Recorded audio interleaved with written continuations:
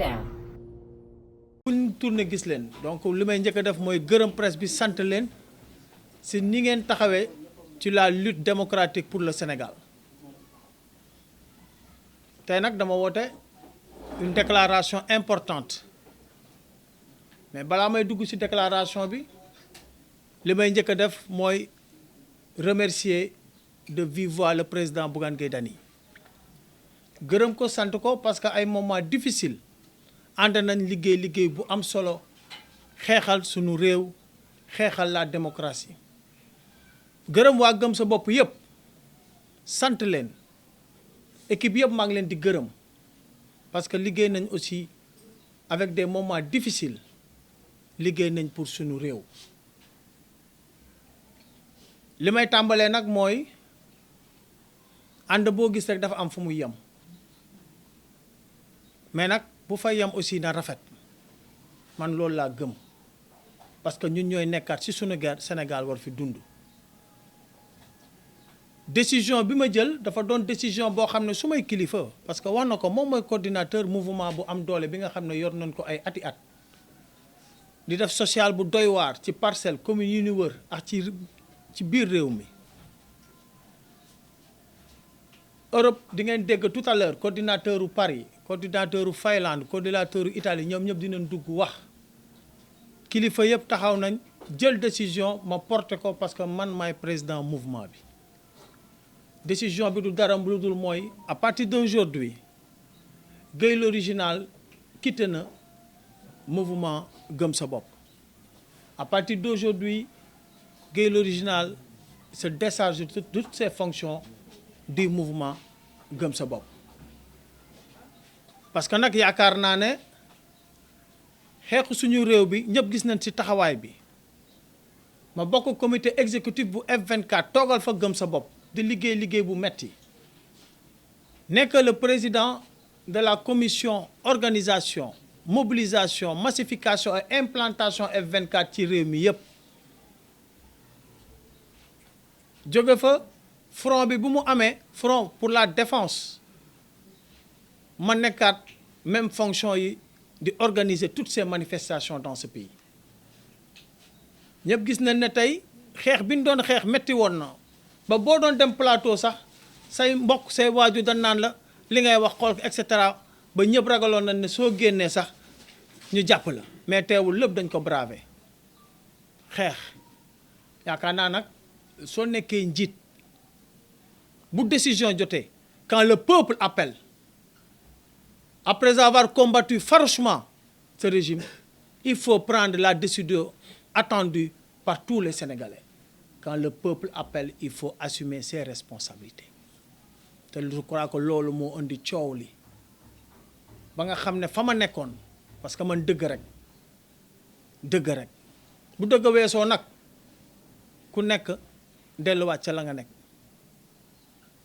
kon jàpp nañ ne Gueye l'original delluwaat na ca mouvement masuma fa jógee parce que gis ngeen ne lépp ñoo naa continuer nos actions mais inscrire ko ci programme yi gëm sa bopp nous on va continuer nos actions ci lu gaaw di ngeen gis ay actions sociales yu du déroulé ci communes yi chaque année ñu def ko muy consultation ophtalmologique yi avec plusieurs consultations avec Paris vers yoo xam ne jóge na ba pare on va le faire encore et continuer le travail à travers le pays et à travers les parcelles et les communes environnantes maa ngi leen di gërëm di leen sant ma bantu ko ci nasaraan waaw ñu ma koy signaler ma dolli ko ci rek parce que génération originale la woon mais léegi dafay nekk génération originale et citoyenne muy gos parce que li ñu liggéey ci biir réew mi dañ fas yéene capitaliser ko dafay nekk génération originale et citoyenne parce que ñëpp xam nañ ne ci génération originale ñii ñu nga bitim réew ci diaspora fi am fa doole te ñoom ñëpp yàgg nañu taxaw di liggéeyal seen réew loolu laa bëggoon préciser di gërëm waa génération originale parce que nag lu mu metti dañuy taxaw te yàgg nañu xam nga loo def 12 ans di ko liggéey xàddiwuñu gore lool sant leen gërëm leen du ay poste moo ñu yëkkati parce que bu doon loolu fa ma nekkoon di Benno Bokk Yaakaar def fa 10 ans am un bilan boo xam ne muy le ministre Amadou Ba amul 1/10 moom muy maire bi fi nekk jóge fi avec les budgets amul 1/10 moom nga xam ne kooku li ko yitteel mooy jàppale askanam. parce que nag li ma dugal ci politique masuma politique ma waxaat ko suma waajur bu jigéen moo gis koñ bu xumbu lool ci wàllu politique ma liggéey wàcc xare suma mat ñëw tëdd mu ne ma Mamadou jógal nga dugg ci politique ngir dimbali ñi nga dëkkal jógal nga dugg ci politique ngir dimbali sa communauté parce que man nga ko. donc nag sama forme politique du bokk ak ñeneen ñi loolu baax na ñu préciser ko maa ngi leen di gërëm di leen sant. déjà remercier la presse et tout le monde a constaté que cette presse sénégalaise très vaillante, très courageuse, qui est présente dans tous les combats démocratiques de ce pays. Moi, je vous rends un grand hommage. L'autre chose, c'est que j'ai convoqué cette déclaration pour d'abord remercier le président Bougane Gueye Dany, parce qu'on a eu à partager des moments forts, des moments de lutte pour notre pays. Remercier le mouvement Gëm Sa Bopp avec toutes les structures, toutes les composantes, parce que le mouvement Gëm Sa Bopp et Gueye l'Original, c'est une famille. On a eu à se battre malgré les velléités du régime. On a eu à se battre malgré les difficultés. Et par conséquent, malgré tout ce travail-là, malgré cette prise de décision à la veille des élections, une prise de décision que aucun Sénégalais ne peut comprendre. Gueye l'Original et le mouvement Génération Originale, qui devient maintenant Génération Originale Citoyenne, quitte le mouvement Gëm Sa Bopp.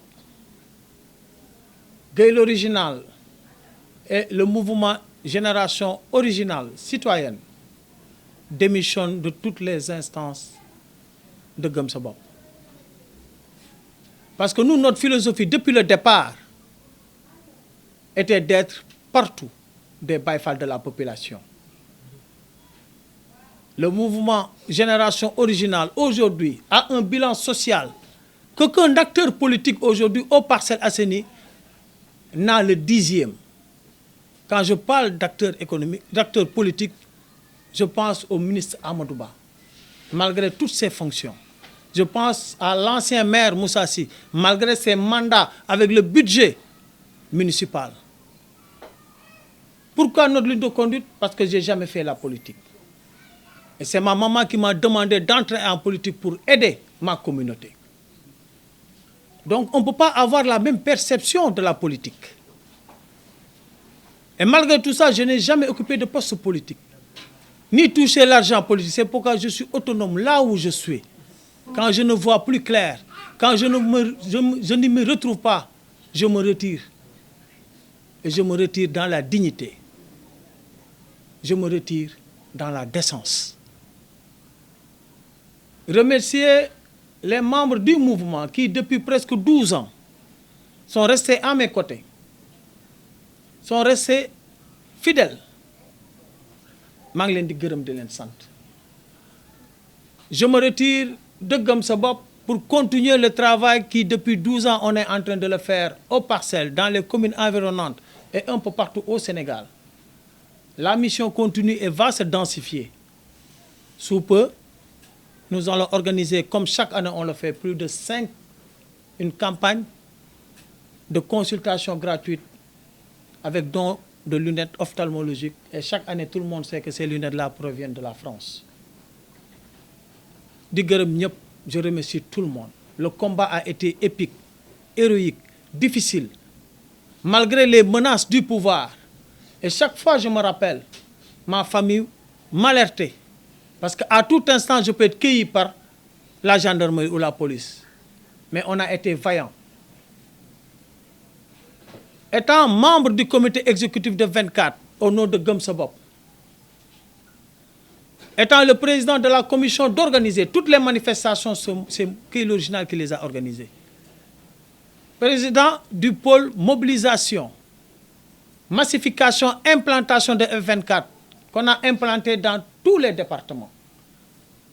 étant aussi le président de la commission d'organisation du Front de la résistance FIPO, j'ai mené le combat pour le Sénégal. Par conséquent, je suis fier d'être sénégalais et je salue l'attitude des Sénégalais lors de ces élections. Je crois qu'aujourd'hui, la mission continue. Nous allons continuer tout ce qu'on faisait au niveau, parce qu'on ne l'a jamais arrêté, du mouvement Génération Originale Citoyenne.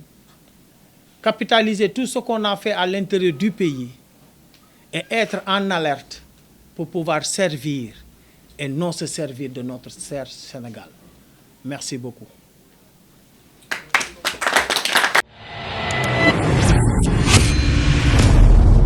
Diaporo 221